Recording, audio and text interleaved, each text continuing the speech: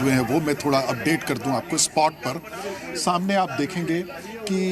Curtain लगा दिया गया, पर्दा लगा दिया गया है ताकि जो अंदर जो जांच एजेंसियां, हालांकि अभी जांच एजेंसियां वहां पर नहीं है, जांच एजेंसियां जो आएंगी अब से थोड़ी देर में, तो उनको ताकि किसी तरीके का कोई एविडेंस बाहर से कहीं कोई किसी तरीके का कोई प्रॉब्लम ना आए, इसके लिए कर्टन लगा दिया गया है। जो बैरियर्स हैं, बैरियर्स को भी बहुत दूर कर दिया गया है मीडिया के लिए, ताकि सारा दायरा जो है बढ़ा दिया गया है, क्योंकि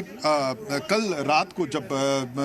इन्वेस्टिगेशन की टीम आई थी तो रूट थोड़ा कंजेस्टेड था, तो वो सारा एरिया चेंज किया गया है। हालांकि दिल्ली पुलिस का जो दायरा है वो दायरा बढ़ता जा रहा है। जिस शख्स की जो संदिग्ध शख्स की जो पहचान हुई है, जिस तरीके से कार में वो अकेले जब पार्किंग से वो निकल रहा है तो निकलते हुए उसके अकेले के शॉट्स आए हैं। हालांकि कुछ खबरें इस तरह की भी आ रही है कि उसमें 3 लोग थे, तो आखिर कैसे वो 3 लोग उसमें कैसे सवार हुए, या सिर्फ वो इकलौता शख्स था जो वो कार पार्किंग से लेकर के निकला था।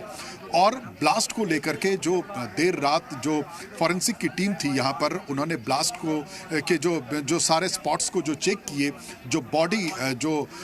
2 बॉडी बड़े विभत्स तरीके से ब्लास्ट हो गए थे, उन बॉडीज में से सारे जो केमिकल्स और जो सारे पार्टिकल्स थे वो सब निकाले गए थे।